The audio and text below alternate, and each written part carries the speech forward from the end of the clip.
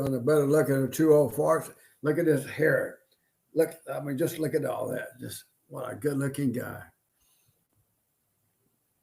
You know, Tomorrow, I done. that forehead is so big it should be called a five head.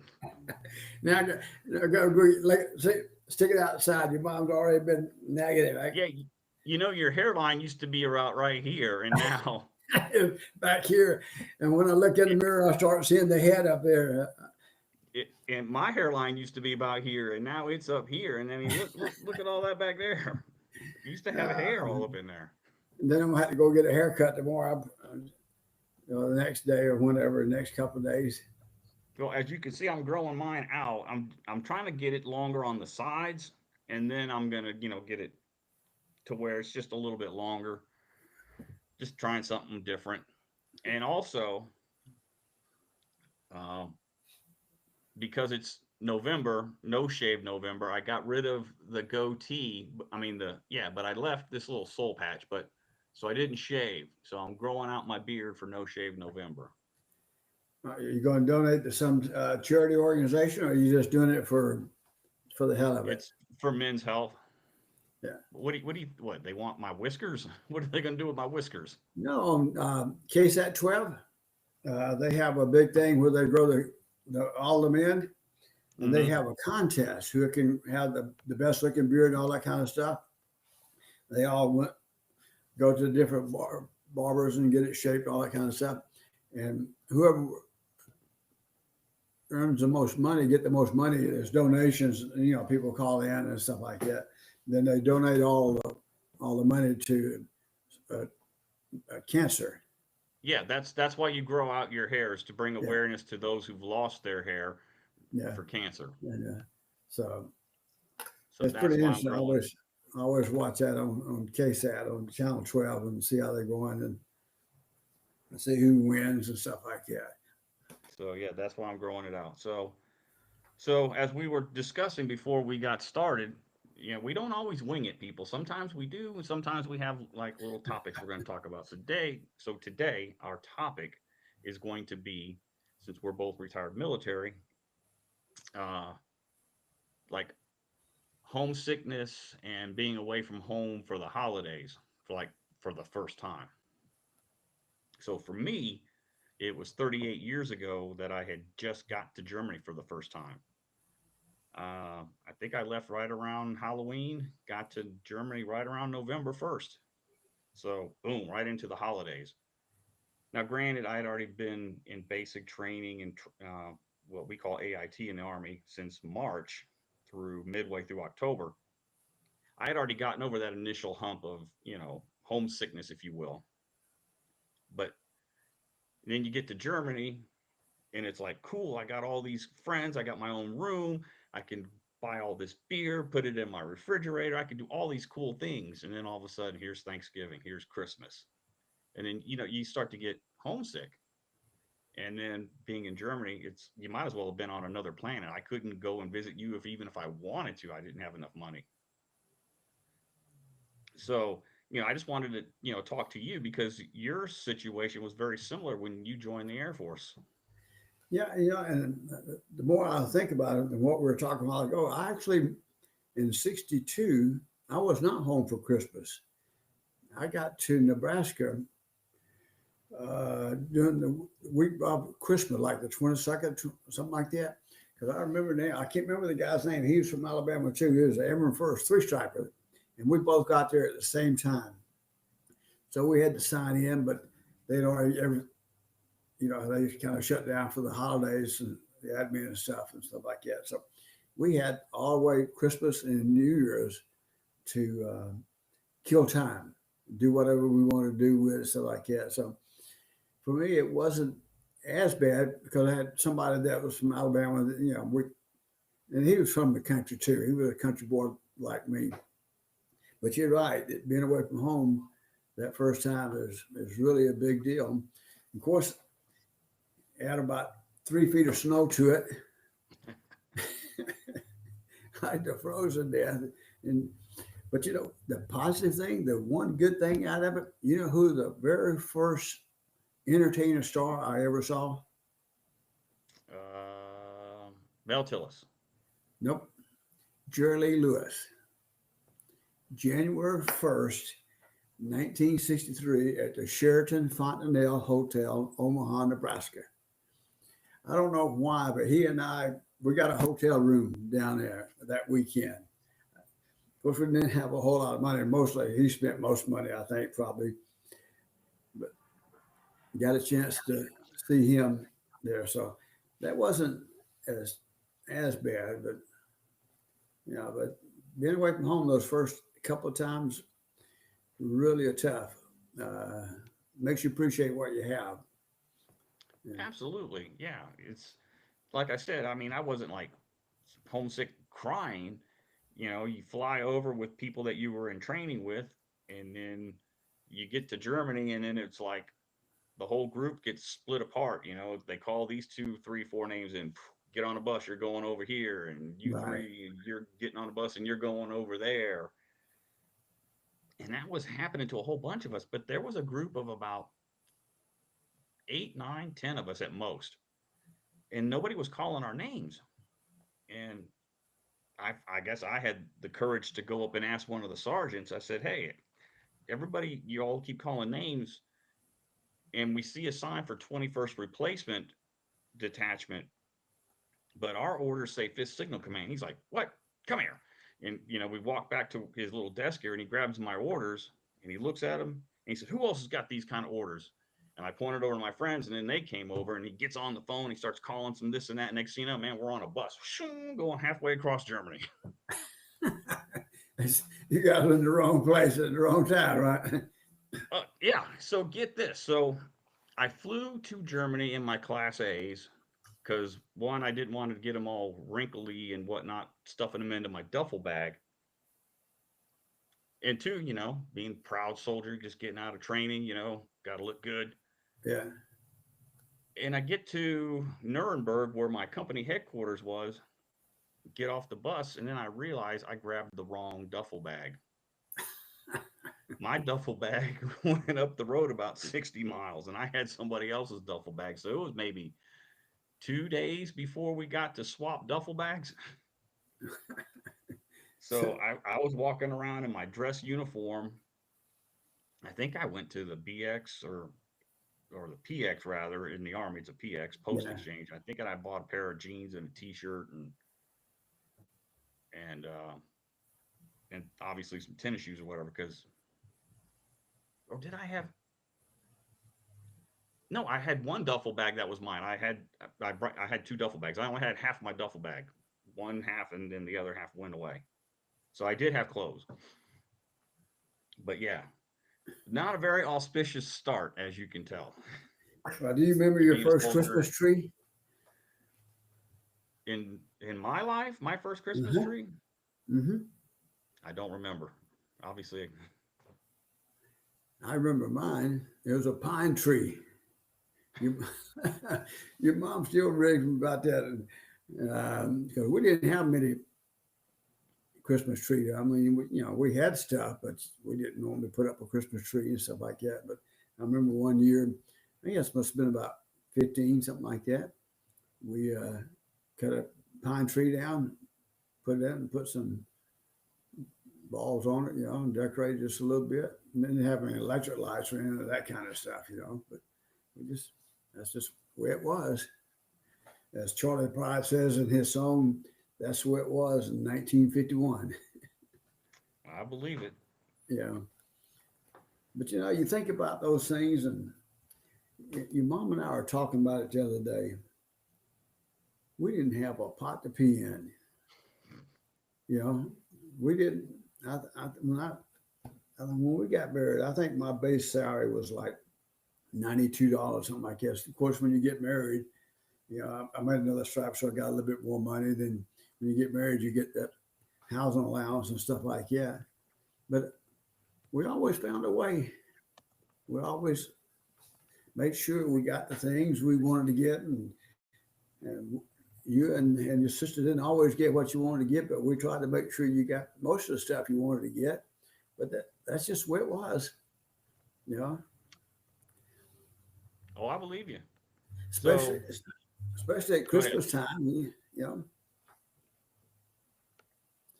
I was reading an article today. This person that posted on Facebook. It wasn't an article, but posted on Facebook that this. And in fact, this lady is a cousin on your mom's side. She was saying that she missed the layaways at Walmart and Target and places like that because that's what you did back in there. You went and started in October, November. You put stuff on layaways, pay $2 or $3, $4 or $5 a week type thing, and then when Christmas time, you able to get your Christmas stuff. Yeah, to make your dollar stretch. And then it was maybe 10, 12, 15 years ago over that time frame, the BX, PX, whatever you want to call it, the exchange, they pretty much done away with layaway. Mm-hmm. I guess apparently they don't have it anywhere anymore. I don't know, but Teresa Stewart, that's her name. She's one of your mom's cousins. On your father-in-law. I mean your grandfather's side. But there was just bring back memories of things of Christmas. You're talking about missing things and stuff like that. But that's the way it was in '51.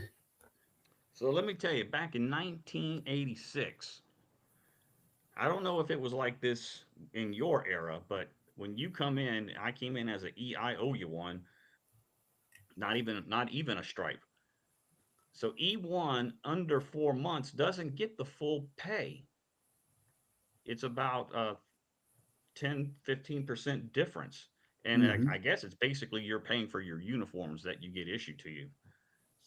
Hey, nothing is free in life, people. It may say free, but it ain't free. You're paying for it some way, somehow. So when I was in basic training in AIT for the first 4 months I was in, my base pay was $590.81. After Yep. 4 months, it jumped up to a whopping 639 and 1 cent. Now get this.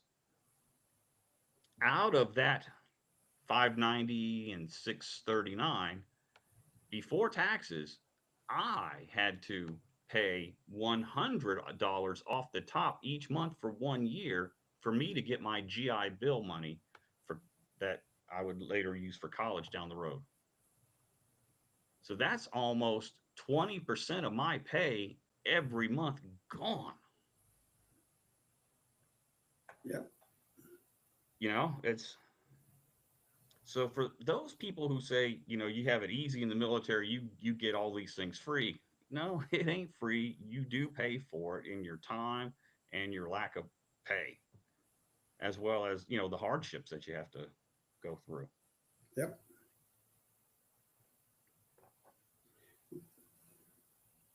I'm trying to look up my. Um, Let me see if I can find it faster than you. You want 1962 or 63? Try 65. Hang on, let me see if I can find 62. I was at E3.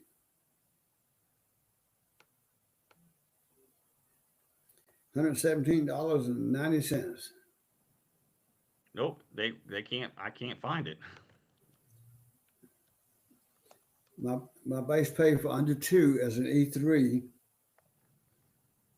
was 117. Then for over two, and I was over two at that time. So this when your mom and I got married is 164.70. So in 1963, let's just say you were E2, under two, your base pay was 85.80. Does that sound about right? Yep. Yep. $85.80. So almost $86. And I was making 590 to 639. But in roughly what, 23 years? Yep. Yeah. But you know what? I think life was more fun. And I'm not saying I don't enjoy what I do now or what we do, especially, like this weekend we went out and went to Albert, place like that. Those things are fun. But sometimes I think the memories we had back then, like when you when we were in Japan, what we did when you were in Japan, and then at Warner Robins, and then here. Those memories, even though we didn't have a whole lot of money, it was more. One of the best Thanksgivings that we've ever had, or in my opinion, was in Japan. I don't know if you remember or not, but we had all the young airmen come over. I I worked remember. in customs immigrations, and your mom cooked a turkey and a ham, and we had all the single young boys on my flight came over. Those were just good times and good memories, and didn't have a whole lot, but you made do with what you had, and you had fun doing it. Got But that right. and even though that was what well, we went to Germany. I mean Japan. What 72? So that would been in. I've been in 10 years. So, but Yeah, it's amazing all of the when and you kind of lose track of it and you forget about it. But there's little things every now and then that remind me to like think back on these things. You know, my youngest daughter, she's senior year, but so many of the things that she's going through for the first time in her life, I've got 30 some years on her of the life experience and been there and done that. But you people need to realize for the younger generation, this is the first time they're doing a lot of these things. And it is, and and it's scary, and they have the same feelings that you had back then. you're right. Very scary because the fear of the unknown is what gets you. You I think most young adults, they're trying to make the right decision, but not sure which way to go and stuff like that. And they're just a little bit afraid to take out that little bitty step to get out there to get to the next step. It's pretty frightening, and I think probably it's harder nowadays than it was back even in your days. It probably is. And it seems like the more we're connected with social media, the more we're disconnected. Absolutely, because I think it comes down to channeling one particular thought or process. And if you're not really careful, you get caught up in that one thought or that one process instead of taking in several different, and getting the whole picture. Uh, you get kind of channeled in one direction. And sometimes I think that's the way the media wants it to be. Could be. Yeah. So anyway, So, what topic do you have for today to share with us? well, we went to Albert, Texas yesterday, Or or Saturday? Saturday, rather, not yesterday, but Saturday. Actually, that was a pretty fun trip. When you go to Albert, it's like going to Lukenbach, right? There ain't nothing there. Ain't nothing different. Other they got a dance hall, and you got An a ice house. nice house, and they got a food truck, and you got some big oak trees. What? Those oak That oak trees tree are was huge, big. aren't they? You couldn't even put you and I and our wives probably could barely put our arms around that thing. It was so wide. Oh yeah. And the ones hanging off has been like 40 feet long, hanging down and stuff like that. But it was really nice. And Albert originally was called Martinsburg, Did not know that. Texas. Yep. It originated, let's see, in, actually, it became part of Gillespie County, which actually back in the day was part of Bear County and, let's see if I get this, Travis County. I did not know that. That broke off. When you see, and we can see, you can see when you go out in that part of the country how the Travis County and Bear County could kind of tie into that area.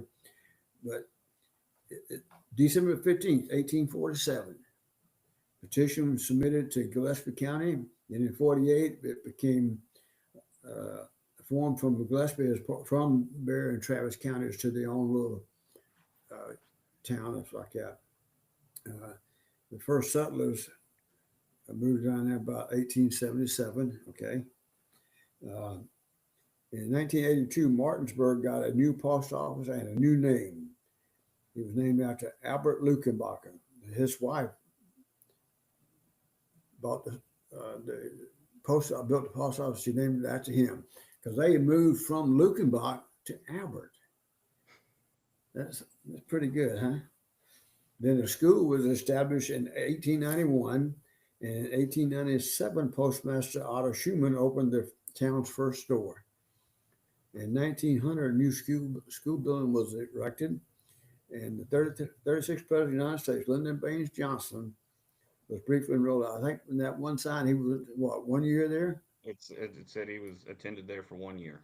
Yeah, as a boy. Then a local Lutheran mission, Stonewall, was established in 1902, which Johnson attended. And pretty interesting. And just a little bit of history and a little bit of ice cold beer. Yeah, and in 1925 they had 50 people as a resident, and only 4 in 1964, and 25 in 72. Now they don't have but like 5 or 10. But anyway, in 2004, Bobby Cave, an insurance broker, he bought Albert for $216,000. Wow. He built a tavern and a style and stuff like that on the side of the town's former general store after investing $500,000. In 2007, he put it up for sale on eBay.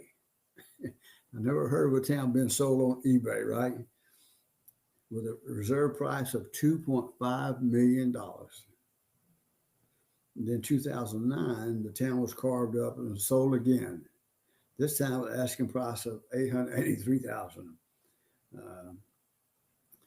Then partial contained about 12 acres of this town, purchased by the Easley family out of Austin.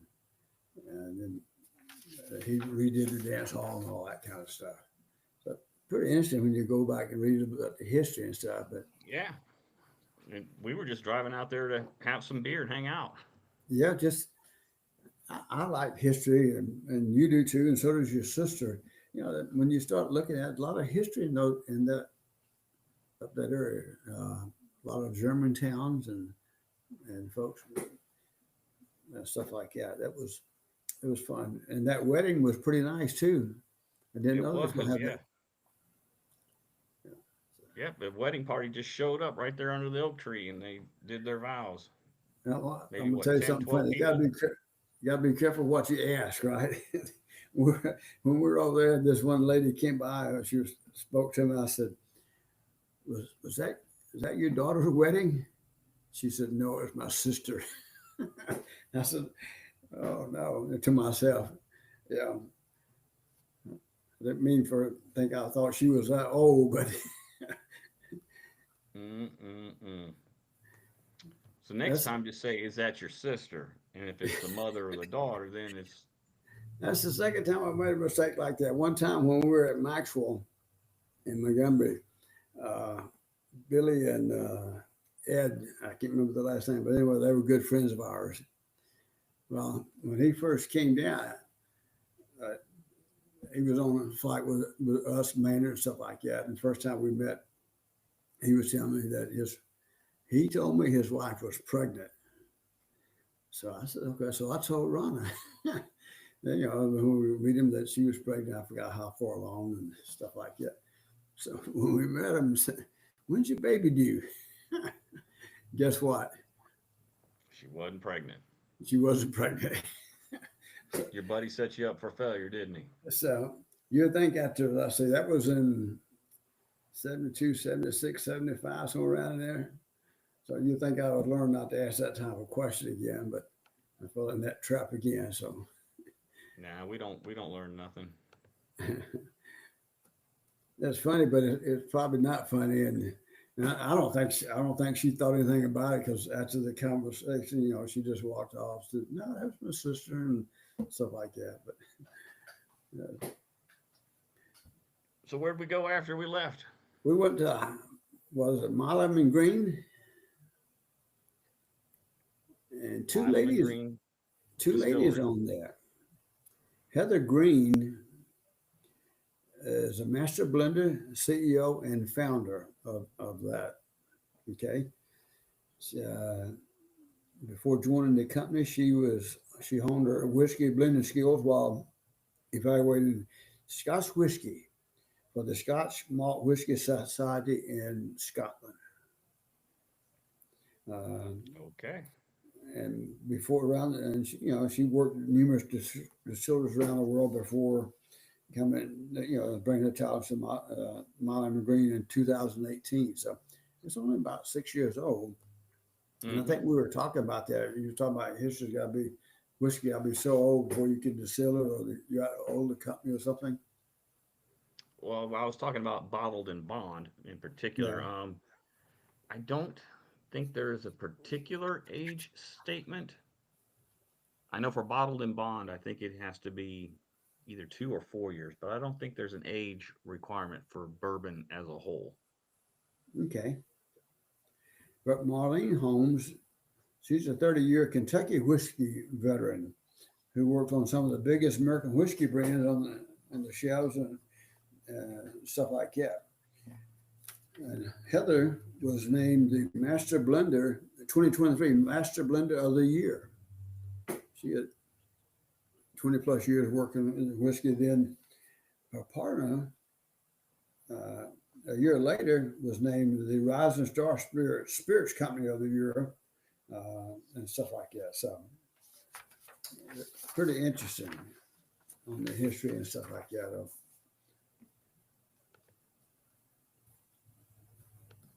And mom, what? How did she like the bourbon that I had her taste? She liked it. The bottle and bond. It didn't look like it when she took that big old sip, and I told her, I said, "Mom, take a baby sip, just a baby sip." And she went, and then, whoo! But Oh, she made a face. your mom is like your grandmother. She is a lady in and out. She, she's not gonna make too many faces, but you got a little bit of a face on that when I was looking at that picture after I sent them to you. So, but Good it, stuff. it's a fun trip with some really interesting people, right? Yeah, we went. We yeah, just people coming in and out, and they just next thing you know, just strike up a conversation. That Yeah, one couple, we talked to them for like well over an hour. It had to be. yeah. And that was a pretty nice looking vet they had. Uh, Yeah, it was. and that's the way life should be. You put the top down, go out and ride through the hill country. There's just so much to see, so much history And so in much there. liquor to drink. Yep. So and then those You other can't people get to throw talk. out that way on 281 and Highway 290. You can't throw a rock without hitting a brewery, distillery, or a winery. Yeah. And we've had a couple of breweries out there. The couple of beer breweries, right? Yep, we've been to Real Ale. We've been to oh man, geez, now I can't think of anything. That We've been to High to the distillery yeah. at Garrison Brothers. We went to Milam and Green. Uh, I went to a wine. we went to a fat ass winery. Yeah. We've been to a couple of places out there. God, what other breweries are out there on 281? I took you to the Mad Pecker right down the road from your house. Yeah. We haven't been there in a while. We'll have to go back and check it out. I like the food. I like the beer. And I think it's just probably one of the coolest things to do. It is, especially when you get and look at some of the history, like the history of those two ladies. And I don't, I don't remember how they actually got together to form that partnership. Okay, I'm sure I have it somewhere in my notes over there. But they came together and formed that partnership. And you go back and look at their history of blending whiskey. You know, and kind of like the Garrison brothers. There's a lot of history there, and how long they had to hold that whiskey and what in the barrels and stuff like that before they could. For years before they can make any money on it. But they're still paying taxes. Yeah, I think we had gone to Texas Cannon Brewery, and then what's the brewery next to uh, the Bluebonnet Cafe. Is that Bear something? Yeah, and that's pretty new too. Yep, because we ate there after we picked up pies one year. Yeah, but at the Blue Bunny, I just like that place. It reminds me really of where I first met your mom. That type of facility uh, in Seal. Old, you just got a little restaurant type thing there, and then the grill behind it and stuff, and just good old country folks, yo. They say Yep. y'all and all that kind of stuff. Bear King Brewery, that's the name of it. Yeah, And in Fredericksburg, not Fredericksburg, I'm sorry, not Helotes, Bernie. In Bernie, we've been to Cibolo Creek Brewery, and there was one other place we went to in in Bernie. yeah, We've been to a few. Oh, and Long Tab Brewery here in San Antonio. We went yeah, to Long Tab. yeah. That was pretty nice. Yeah, Special Forces veteran put that Yes. thing together. So we got to we'll have to get a couple more trips before it get too cold here. Oh yeah, That was definitely. that was a fun. We left about the right time. The only problem, difficulty for us was I wasn't sure what the traffic on 1604 was going to be. They had some road closures, stuff like that. So play it safe. I just took 410 to 281 and came back down into your area over there rather than trying to fight the traffic on 1604 because you never know when those road closures are going. You got Just to use get Google off and Maps. get It'll tell you if there's traffic or not. yeah. So, but it was it was easy. And it was fun. I enjoy that kind of stuff. I like the scenery to and from those different areas. Seeing all the farm communities and the houses. So it just takes you back in time. It does. It takes me back in time. You didn't live too much of that time. No, I didn't, but I saw some of those old places. Yeah. Well, we're at that hour. We're at that half hour mark. Yeah. One of these days, me and you got to make a trip back down the Seal, just me and you, let nobody know we're there. Get a car and start riding around. Go down in Cottonton, Pittsview, and Hurtsboro. Hatchetchabby, Hurtsburg, and all those places around. Just me and you All right. talking about, see some of the old time places like that. So that way we don't have to worry about doing anything except what we want to do. Nothing You got it, personal old timer. to the family, but and the You other got thing it. we need to do, we will get back into that Birmingham area. We need to get the Warriors and go over to your old great grandpa's place out there where your Uncle Ed he bought that place, and now that Doyle, his son, has it and stuff like that, and he fixed it up. Those were good old days. I remember going to Papa Burns' house to get water. You had to go down behind the hill, and they had a ice house. They kept there's water that flowed back there. That's where you got your water from. That's where they kept most of their meat and stuff at. But it was cold in the backside of that mountain. Good old days. Yep. All right, old fart. Let's wrap it up. We're about 34 minutes here. Getting something from you, Aunt Carolyn. I want to give her a shout out, and Uncle Bobby, and to your cousins in California, and to your daughters and my Yep. granddaughters. And to the listeners in Canada, Australia, New Zealand, we had last month. Um, Brazil, we had quite a Switzerland. Pretty good contingent of people listening around the world. Yeah, give us a shout out. Let us know what you want us to talk about. So I was sometimes rambling. Yep.